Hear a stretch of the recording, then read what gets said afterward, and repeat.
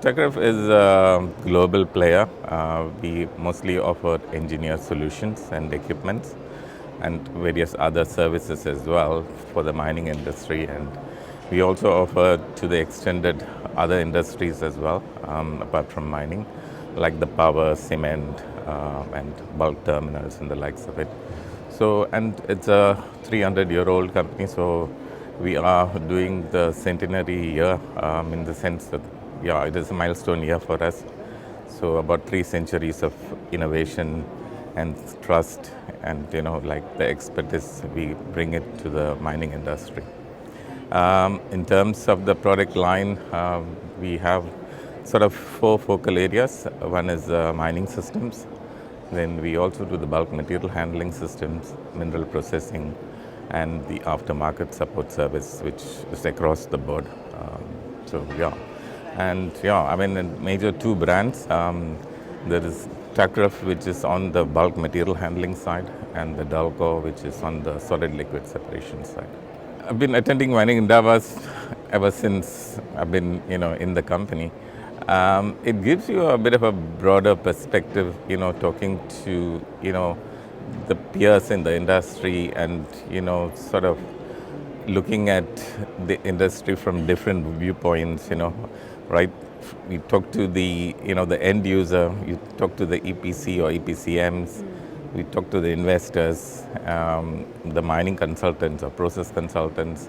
So it broadens your perspective, which you don't get, sitting in the office, and it's a good form for networking for sure, absolutely. And the other thing which I find interesting is, in terms of the sessions which are held out here, there are a lot of sessions which are commodity focused. Some of them are country focused. So you get to know, like, for example, we attended a session on copper. I mean, it was quite a, it gives completely different dimensions to what we think, like, the copper, there's a lot of copper in South America, in the Copper Belt region. Yeah.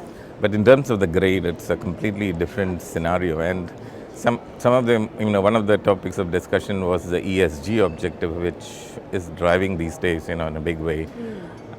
And the copper you get out of, the Copper Belt region is so high in grade. The strip ratios are very low. I mean, as compared to, if you compare it with the South American, copper belt. I mean, the copper coming out of South America. So it gives you a completely different perspective. And there was also an interesting discussion on, the coal versus uranium, which is a better source of energy, and how long it's coal gonna last in the, how long it's that gonna be the source of energy, basically. So yeah, it gives you a good perspective as to where each commodity lies and probably which are the countries which are doing better, I would say. Takraf has a rich heritage of 3 centuries working closely with the client, offering innovation and sustainable solutions. So we're trying to leverage that knowledge and to bring to the client, across the value chain, like across the project life cycle, I would say, like, to impart some of these knowledge which we have gathered over this century, and trying to come up with solutions which are environmentally friendly and sustainable. And going forward, we want to leave a legacy for the mining community around, so that we are more socially responsible. And, the community also should see some benefit from an economic perspective as well. So those ESG values we hold very closely to our heart, and, something which the client also sort of, nowadays there's a lot of push on to get that ESG values up in the, within the mining fraternity, I would say. There are some of the systems that we do, like, which are very sort of, even though we've been doing that for ages. I mean, nowadays it's becoming so relevant, like the in-pit crushing and conveying systems that we do. I mean, it sort of takes out a lot of the mining fleet to carry the ore body from the pit to the process plant. In our case, we do it, there's a crusher in the pit itself, and it's conveyed using conveyor. So it is sort of electrically conveyed, you can say that way.